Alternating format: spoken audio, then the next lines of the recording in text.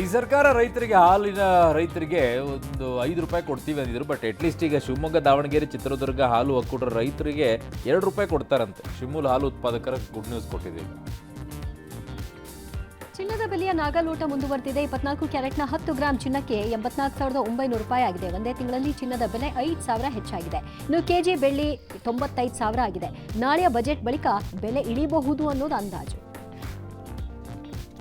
ಬೆಂಗಳೂರು ಸೇರಿ ರಾಜ್ಯದ 7 ಕಡೆಗೆ ಲೋಕಾಯುಕ್ತ ದಾಳಿಯಾಗಿದೆ. ಬಿಬಿಎಂಪಿ ಎಇ ಮಾಧವರಾವ್ ಬಳಿ 8 ಕೋಟಿ, ಬೆಂಗಳೂರು ಗ್ರಾಮಾಂತರ ಜಿಲ್ಲಾ ಪಂಚಾಯತ್ ಉಪಕಾರ್ಯದರ್ಶಿ ರಮೇಶ್ ಬಳಿ 2.5 ಕೋಟಿ, ಹೀಗೆ ಹಲವು ಕಡೆಗಳೆಲ್ಲ ಒಂದಿಷ್ಟು ಸಿಕ್ಕಿದಾವೆ. ಒಂದು ಲೆಕ್ಕನೂ ಕೊಡ್ತಾ ಇಲ್ಲಪ್ಪ ಲೋಕಾಯುಕ್ತರಿಗೆ. ದೇಗುಲಗಳಲ್ಲಿ ವಿಐಪಿ ದರ್ಶನಕ್ಕೆ ಬ್ರೇಕ್ ಹಾಕುವಂತೆ ಕೋರಿ ಸಲ್ಲಿಕೆಯಾದ ಪಿಐಎಲ್ ವಿಚಾರಣೆ ನಡೆಸಲು ಸುಪ್ರೀಂ ಕೋರ್ಟ್ ನಿರಾಕರಿಸಿತು. ಈ ವ್ಯವಹಾರ ನಿಲ್ಲಿಸುವ ರೀತಿ ಮಾರ್ಗಸೂಚಿಯನ್ನು ಕೊಡೋಕೆ ಬರಲ್ಲ ಅಂತ ಹೇಳಿದೆ.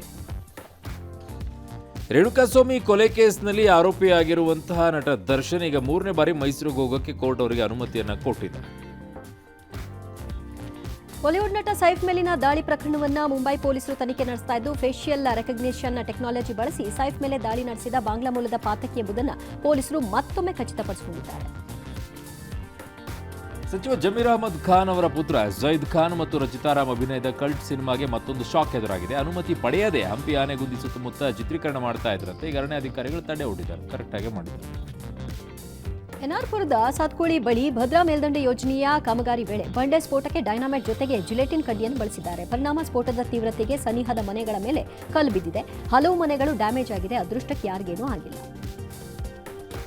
ಕೇರಳದ ಕೊಚ್ಚಿ ಬಳಿ ಅಕ್ರಮವಾಗಿ 27 ಮಂದಿ ಬಾಂಗ್ಲಾ ಪ್ರಜೆಗಳು ವಾಸ ಮಾಡ್ತಾ ಇದ್ರಂತೆ. ಪೊಲೀಸರಿಗೆ ಅವ್ರನ್ನ ಬಂಧಿಸಿದ್ದಾರೆ. ಪಶ್ಚಿಮ ಬಂಗಾಳದಿಂದ ಬಂದ ವಲಸೆ ಕಾರ್ಮಿಕರ ಸೋಗಿನಲ್ಲಿ ವಿವಿಧ ಸ್ಥಳಗಳಲ್ಲಿ ಕೆಲಸ ಮಾಡ್ತಾ ಇದ್ರಂತೆ. ನಮ್ಮ ರಾಜ್ಯದಲ್ಲೂ ಎಲ್ಲೆಲ್ಲಿದ್ದಾರಪ್ಪ. ವಾಷಿಂಗ್ಟನ್ನಲ್ಲಿ ಸಂಭವಿಸಿದ ವಿಮಾನ ಹೆಲಿಕಾಪ್ಟರ್ ದುರಂತದ ವಿಚಾರದಲ್ಲಿ ರಾಜಕೀಯ ಶುರುವಾಗಿದೆ. ಈ ದುರಂತಕ್ಕೆ ಬರಾಕ್ ಒಬಾಮಾ, ಜೋ ಬೈಡನ್ ಆಡಳಿತದ ನೀತಿಗಳೇ ಕಾರಣ ಅಂತ ಟ್ರಂಪ್ ದೂಷಣೆ ಮಾಡಿದ್ದಾರೆ. ಗಗನ ಭದ್ರತಾ ಪ್ರಮಾಣಗಳಲ್ಲಿ ಸಂಬಂಧಿಸಿದ ಅವರು ರಾಜಿ ಆಗಿದ್ರು ಎಂಬ ಆರೋಪವನ್ನು ಮಾಡಿದ್ದಾರೆ.